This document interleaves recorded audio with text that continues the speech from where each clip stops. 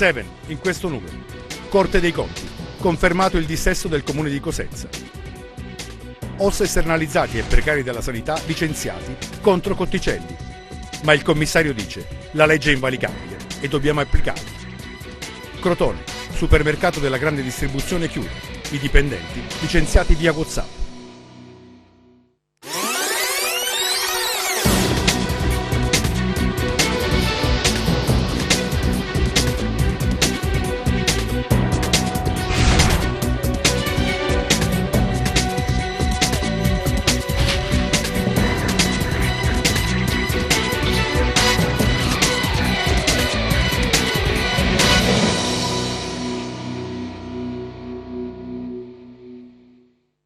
Il pensiero è ai ragazzi che non ci sono più. Anche chi non li conosceva arriva sul sagrato della chiesa di Loreto a Cosenza e chiede di poter avere la candela per illuminare il buio del dolore. Le lacrime a stento trattenute, come Tecla che ha lanciato l'idea della fiaccolata. Le famiglie devono sentire che noi ci siamo, i ragazzi giovani devono sentire che noi li amiamo e devono essere prudenti.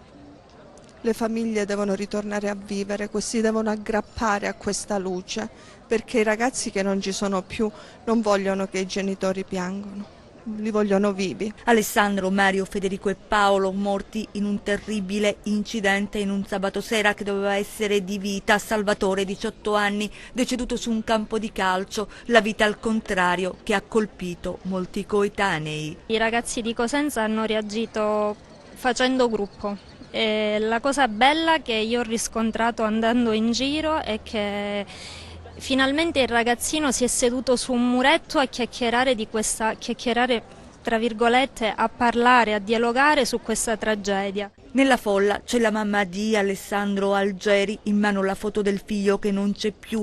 Non vuole parlare al microfono, ma racconta del ragazzo, della brillante carriera da ballerino, della sua sobrietà, di quella maledetta sera. Prima il McDonald's, aveva bevuto acqua e Coca-Cola.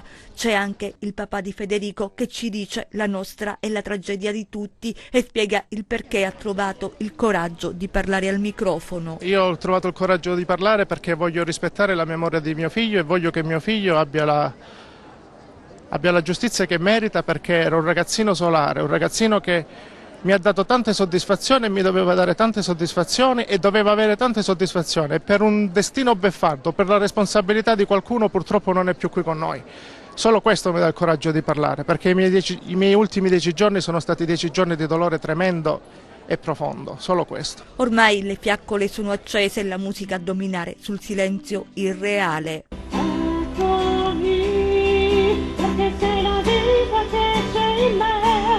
In corteo da Piazza Loreto fino alla chiesa di Cristo Re, in testa lo striscione dell'associazione Basta Vittime. Sulla strada ci sono le scuole, il liceo Fermi e l'istituto Monaco, l'amministrazione comunale e tanti cittadini in una serata tiepida d'autunno in cui sembra che quei ragazzi sfortunati non siano andati via, ragazzi per sempre la cui memoria resterà viva nel cuore della città. Bentrovati e grazie ancora una volta per averci scelto. Un grazie va a voi che ci seguite, ma anche alla redazione giornalistica, al direttore Attilio Sabato e soprattutto a Luca Chito, che segue con maniacale attenzione questa rubrica settimanale che vi racconta quello che sono i fatti accaduti nella nostra regione, con particolare attenzione a volte anche per quello che accade a Cosenza e in provincia. Infatti la copertina è stata dedicata a quella che è stato il giorno dopo di una tragedia immane che ha visto sparire 5 giovani vite dalla comunità di Cosenza, ma in generale da tutta quanta la Calabria, dalla vita di tutti, perché è una tragedia che ha creato non poco sgomento non soltanto tra i genitori ma tra gli amici e l'intera comunità, perché notizie del genere certamente non possono trovare alcun tipo di giustificazione. Faranno chiarezza probabilmente gli inquirenti anche sulle dinamiche dell'incidente, ma nel frattempo noi andiamo avanti e apriamo quella che è stata la settimana che ha caratterizzato l'informazione in Calabria. Cosa è accaduto? Al netto di quelle che poi sono le candidature probabili, potenziali, osteggiate, che qualcuno vuole e qualcun altro non vuole. Ancora non si capisce quelli che saranno i problemi, ma soprattutto non si capisce quale sarà la data certa del voto per noi calabresi. Probabilmente entro la fine dell'anno, probabilmente nel 2020. Questo ancora non lo sappiamo, ma persistono dei problemi importanti, tanto è vero che rifacendoci a quelli che sono i problemi che stanno divorando un po' l'informazione in Calabria, cioè quelli relativi alla sanità, dobbiamo segnalarvi che allo Iazzolino di Vibo Valentia, che è l'ospedale, sono arrivati gli ispettori ministeriali. Nel frattempo però, entro dicembre, sappiamo che verranno nominati 5 nuovi manager della sanità. Qualora Cotticelli, segnalandoli al Presidente Oliverio, lo stesso non vorrà ratificarli, sarà il Ministro in persona a occuparsi direttamente di queste nomine. Ma passiamo ai servizi e al primo servizio che riguarda la pagina di Economia e Politica Assieme, perché comunque la Corte dei Conti ha decretato e confermato il dissesto del Comune di Cosenza. Le sezioni riunite della Corte dei Conti hanno confermato la deliberazione di dissesto emessa dalla sezione regionale nel luglio scorso. Lo riporta una nota del Comune di Cosenza diffusa dal portavoce del sindaco. Gli sforzi compiuti per ripianare il deficit e i debiti ereditati dal passato, prosegue la nota, e che l'amministrazione Occhiuto aveva di fronte già all'insediamento nel 2011 attraverso un piano di riequilibrio pluriennale, non sono stati reputati sufficienti per il miglioramento dei conti comunali, il cui stato di dissesto fu certificato dalla deliberazione della Corte dei Conti numero 97 del 2012 a seguito dell'esame del conto consuntivo del 2010. Come è noto, l'ente è stato gestito nel corso di tutto il mandato del sindaco Occhiuto in una situazione di predissesto che rappresenta nella sostanza una forma alternativa di ripianamento che era stata intrapresa per far fronte alla situazione ereditata di conclamata deficitarietà. Nonostante l'impegno profuso in termini di taglio della spesa e di riduzione della mole debitoria, la sofferenza finanziaria dovuta al non raggiungimento degli obiettivi di riscossione che erano stati prefissati ha determinato la sostanziale conferma del dissesto dichiarato nel 2012. I numeri presentati alle sezioni riunite della Corte dei Conti, accompagnati con i relativi documenti contabili, hanno comunque certificato il miglioramento dei dati contabili rispetto al 2010. Tale miglioramento non è stato però ritenuto idoneo ad evitare il dissesto. È importante sottolineare, continua la nota, che essendo il Comune di Cosenza già in predissesto non vi sarà alcuna conseguenza per i cittadini, soprattutto in materia tributaria, essendo le aliquote già stabilite nella massima misura sin dall'anno 2010. Il dissesto prevede esclusivamente la gestione straordinaria delle passività al 31/12/2018, non influendo sulla gestione ordinaria dell'ente, che dovrà comunque continuare nell'ottica di riduzione della spesa e miglioramento delle riscossioni per il miglioramento dei conti. Non v'è dubbio che il dissesto rappresenti un problema per Cosenza, perché nulla sarà più come prima. Un evento del genere non passa inosservato, a maggior ragione se si verifica nel pieno di una campagna elettorale. Probabilmente molti di coloro i quali oggi entrano nel merito della vicenda in altri tempi non lo avrebbero forse fatto, oppure si sarebbero limitati a prenderne atto. Ma questa è la politica e queste sono le sue regole: prendere o lasciare. Ma torniamo al problema. L'obbligo della deliberazione di dissesto, diciamo, era nell'aria, perché già dallo scorso mese di luglio l'orientamento sembrava essere abbastanza chiaro. Oggi a Cosenza accade ciò che è accaduto e accadrà ancora in molte città italiane. Nulla di trascendentale, aumenteranno le tariffe e il peso di dover sopportare nei bilanci comunali futuri gli ammortamenti dei mutui che dovranno essere contratti per saldare i creditori. Detto questo, Occhiuto e la sua giunta andranno avanti. Certo, non ci sarà più posto né per consulenti né tantomeno potranno essere assegnati incarichi esterni. Al loro posto ci saranno 3 commissari che lavoreranno per riequilibrare i conti. Già, i conti. Sarebbe un'operazione non del tutto vera attribuire all'amministrazione in carica il peso di questa situazione. Chi conosce la vita amministrativa di Cosenza sa benissimo che il problema non è nato ieri, ma che ha origini lontane, perché di conti che non tornano se ne parla da anni.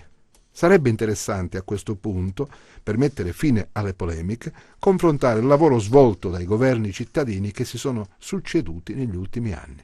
L'operazione sarebbe utile per capire bene ciò che è accaduto. È certo che l'amministrazione Occhiuto ha tentato di scongiurare il dissesto, ma gli interventi proposti non hanno soddisfatto la Corte dei Conti. Allora, l'argomento è tecnico e richiede conoscenze specifiche e non può essere letto con l'ottica dell'appartenenza partitica, seppur legittima.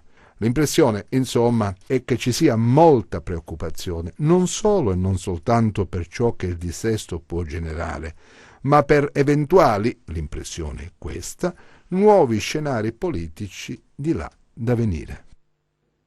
E questo è un dato che ci sembra incontrovertibile, perché è chiaro che si parte da un dissesto che era già stato scongiurato all'alba del 2011, ma che comunque probabilmente cittadini e tutti quanti avrebbero bisogno di capire se è aumentato nel corso degli anni, qual è la situazione economico-finanziaria del comune di Cosenza proprio oggi, in questo momento, mentre accade che arriveranno dei nuovi commissari e che probabilmente nella gestione ordinaria dell'ente, nonostante resterà la giunta a occhiuto, ci saranno necessariamente dei tagli di spesa, perché si dovrà andare incontro al recupero delle somme che risultano essere iscritte a bilancio come debiti. Cambiamo argomento e passiamo alla sanità, perché gli OSS esternalizzati e i precari della sanità calabrese sono contro Cotticelli.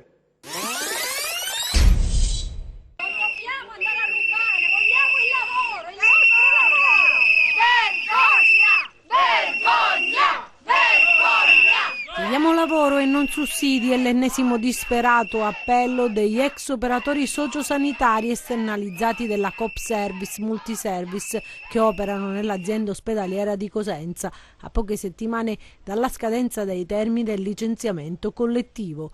In una lettera si dicono amareggiati e presi in giro perché affermano il lavoro in sanità c'è per tutti, per gli idonei, per i precari, per i somministrati, in cooperativa e non solo, c'è anche per nuovi concorsi, perché in 10 anni di commissariamento e di blocco delle assunzioni hanno di fatto abbattuto servizi e posti letto per poter far fronte alle carenze consolidate e che il servizio sanitario aspetta da un decennio per poter riattivare servizi e magari progettare nuove prestazioni.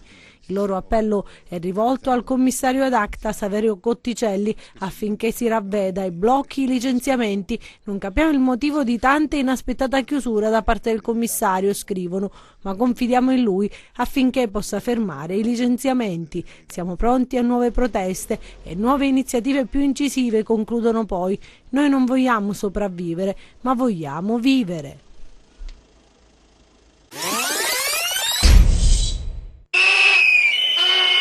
Ridateci il nostro lavoro. In corteo con il camice bianco a Catanzaro i precari della sanità, medici, infermieri e operatori sociosanitari di Cosenza e della città capoluogo in piazza. Alcuni di loro sono stati già licenziati, altri attendono la temuta lettera che sanno arriverà entro il 31 dicembre. In 200 assunti attraverso una selezione qualche anno fa, contratti a tempo determinato che non saranno prorogati, chiedono, ed è scritto a caratteri cubitali, la stabilizzazione, evidenziano le contraddizioni di una sanità in cui ci sono piante organiche vuote e allo stesso tempo il poco personale in servizio viene mandato a casa. Il corteo culminato in piazza Prefettura. È una vergogna che i soldi dei cittadini calabresi che pagano con le proprie tasse vengono mandati al nord, agli grandi ospedali del nord, e poi dicono che la sanità in Calabria non funziona. E certo, mandiamo i soldi alle regioni ricche del nord e noi ci impoveriamo e mandiamo a casa i nostri lavoratori, i nostri precari. Questa è sempre una vergogna nazionale. Una situazione difficile al Pugliese Ciaccio di Catanzaro, dove in conseguenza dei licenziamenti sono stati tagliati 40 posti letto. Ho lavorato 4 anni per l'ospedale Pugliese Ciaccio. Adesso ritrovarmi così, in questo stato, ridotta così, incatenata per protestare, non è giusto, ci dovrebbe essere più umanità da parte di Cotticelli, perché i politici stanno distruggendo la nostra vita e stanno giocando con le nostre vite e non è giusto, io questo non l'accetto proprio. Nelle scorse settimane il Consiglio regionale ha dato il via libera al decreto salva precari, sul quale il commissario ha espresso perplessità e dato il via libera a 400 assunzioni. Ospedali e aziende sanitarie provinciali dovrebbero attingere dalle graduatorie, l'indice puntato contro il commissario Cotticelli. Si sta consumando una tragedia e sono quasi 3 mesi che abbiamo incontrato persone sorde e cieche. Non so per quale motivo, sicuramente è un interesse politico, è un interesse economico, è la dignità degli esseri umani, della salute di queste persone, di queste famiglie. È una vergogna.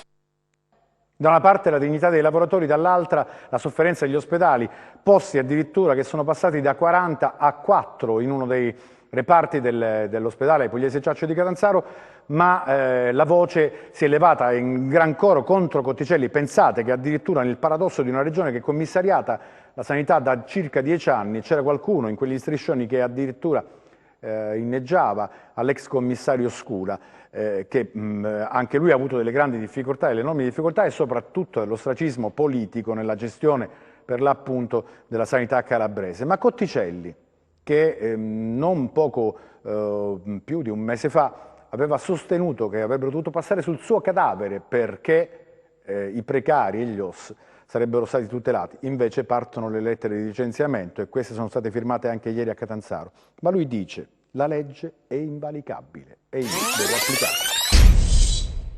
Non siamo persone feroci, purtroppo abbiamo una legge che dobbiamo intanto applicare e poi con l'aiuto del governo, mi sono fatto portavoce, il ministro si sta impegnando in questo senso, si lavora per trovare uno strumento legislativo che consenta il recupero di queste professionalità. Lo ha detto il commissario Cotticelli a margine di un incontro in prefettura a Catanzaro con riferimento all'avvertenza dei precari del settore sanità che oggi hanno organizzato un sit-in contro gli annunciati licenziamenti. Cotticelli ha incontrato una delegazione di precari accompagnati da esponenti sindacali ai quali ha detto a chiare lettere: non si licenzia nessuno, ma si fa tutto nella legalità.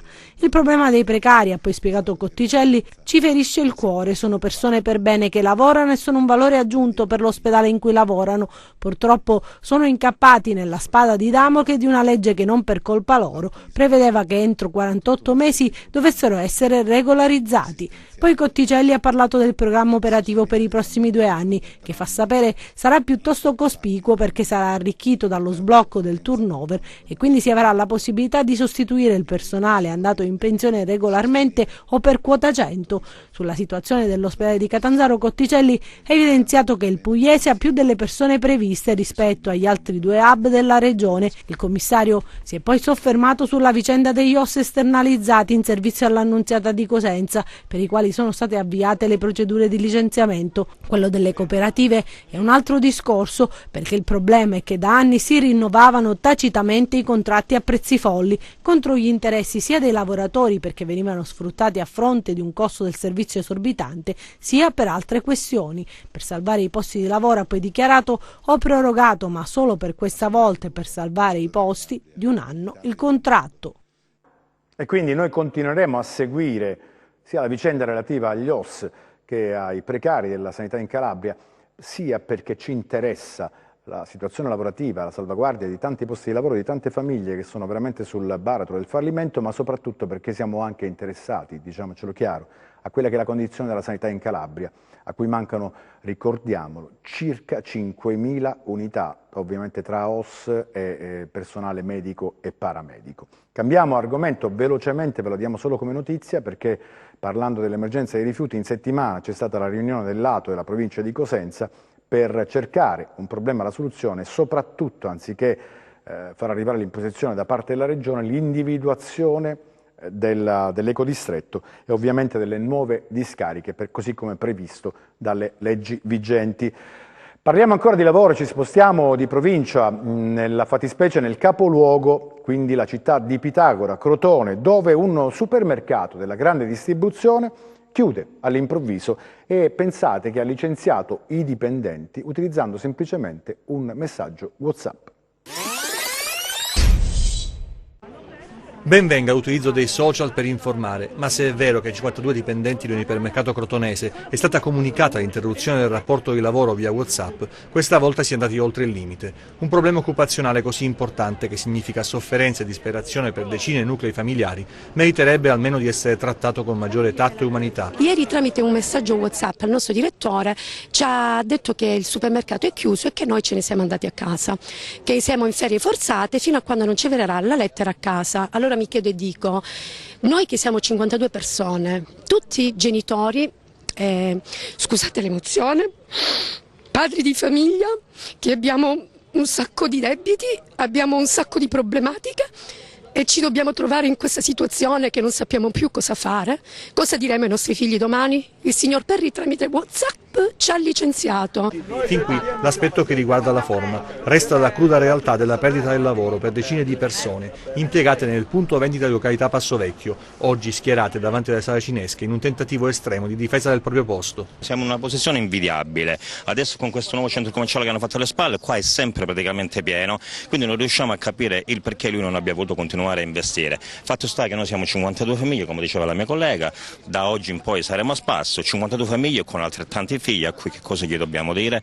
Una situazione abbastanza critica, io spero che si risolva per il meglio. I clienti avevano notato negli ultimi tempi che il punto vendita era sempre più vuoto, un declino durato un anno e conclusosi ieri con il distacco di energia elettrica e l'invio del messaggino che annunciava le ferie forzate per i dipendenti in attesa che fossero avviate le procedure per il licenziamento collettivo.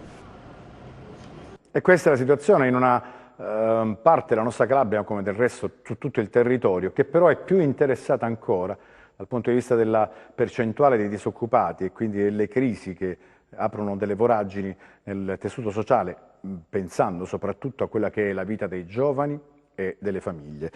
Ma restando in tema di lavoro e di economia, parliamo del reddito di cittadinanza, perché in Calabria abbiamo appreso che sono state approvate 76.000 domande su 118.000 presentate.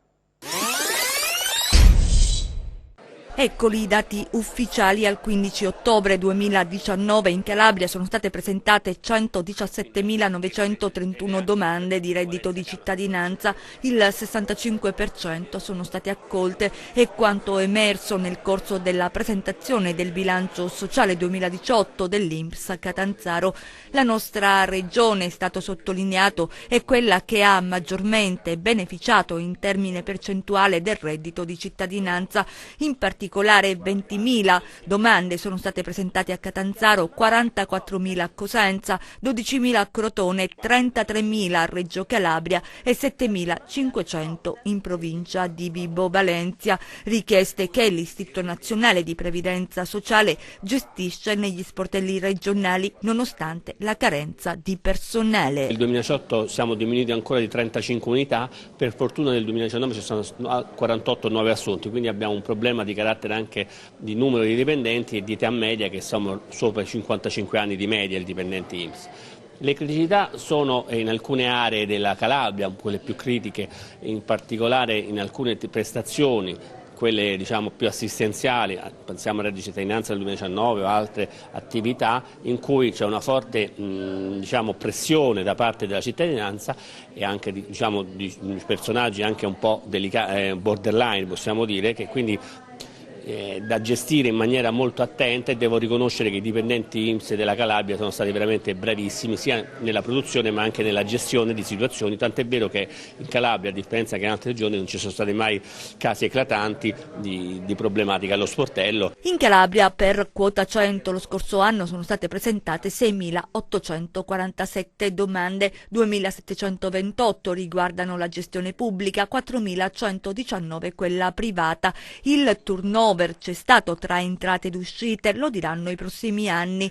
Intanto il dato è che i giovani faticano sempre di più a maturare i contributi. È bene che ci sia un intervento dello Stato per favorire la contribuzione dei periodi in cui i ragazzi e le ragazze, ma non solo, purtroppo vale anche per lavoratori meno giovani, non versano i contributi, perché poi alla fine ai 60, 65, 67 anni ci si ritrova un pacchetto, diciamo così, di contributi insufficiente a avere una pensione dignitosa.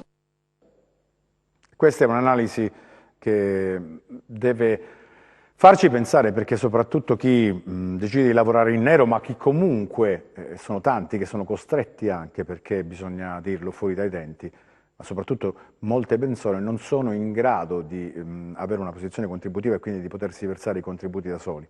Questa è una riflessione che bisogna fare a gran voce, perché tante sono le problematiche relative all'inserimento del lavoro, al lavoro proprio dei giovani nella nostra regione, nel sud in generale, ma in particolare in Calabria. Siamo giunti all'ultimo servizio, parliamo di turismo perché c'è un'indagine fatta da Demoscopica che dice che quest'anno e lo scorso anno sono aumentati i turisti stranieri. Certo il numero non è eclatante, ma la notizia positiva arriva dalla permanenza degli stessi.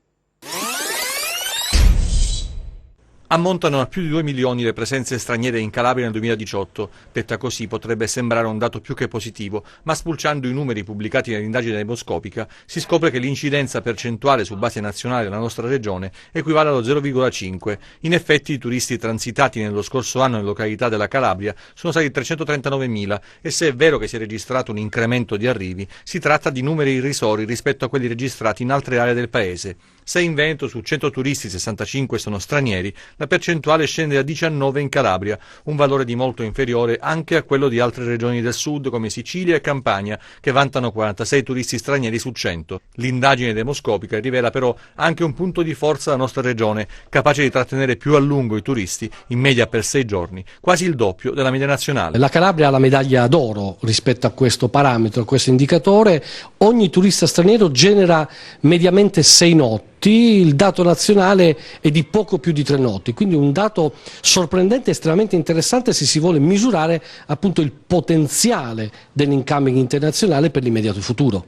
I risultati dell'indagine spingono a pensare che lavorando sul comparto si possa ottenere un incremento di 172.000 arrivi e far crescere la spesa generata dal turismo straniero, pari oggi a 193 milioni, di oltre 130 milioni di euro, soltanto pareggiando l'incidenza registrata attualmente nel Mezzogiorno. Occorre a mio avviso centrare l'attenzione e la strategia di promo-commercializzazione in alcune aree che sono ben più fidelizzate, quindi non a pioggia, non in maniera sparpagliata e complessiva e generalista, ma in alcune aree. Penso per esempio alla Russia, alla Polonia, all'Inghilterra, alla Germania, che rappresenta uno zoccolo duro. Per esempio in termini di spesa turistica Stati Uniti, Germania, Argentina, Svizzera, Francia e Inghilterra rappresentano il 70% della spesa turistica generata in Calabria. Quindi bisogna provvedere per la promozione del turismo, degli interventi mirati in quelli che poi sono i luoghi, i paesi europei o comunque internazionali più affezionati o comunque che manifestano un piacere a visitare per l'appunto la nostra regione. Ed è chiaro che poi a questo bisognerebbe anche aggiungere uno sviluppo di quelli che poi sono gli indispensabili servizi di collegamento viari, quindi anche delle strade, il miglioramento delle strade, perché no, anche delle proposte assieme a quelle prettamente turistiche, quelle culturali che sappiamo fanno aumentare il numero delle persone che vanno per l'appunto, si spostano per visitare i luoghi. Siamo giunti al termine di questo numero di 7, noi ovviamente vi diamo appuntamento alla prossima settimana, raccomandandovi di stare sul 10, questo è TEN, il canale dell'informazione, noi 24 ore su 24 lo facciamo per mestiere, proviamo a informarvi, a entrare nelle vostre case e a condividere con voi ciò che accade a queste latitudini, quindi in Calabria. Alla prossima!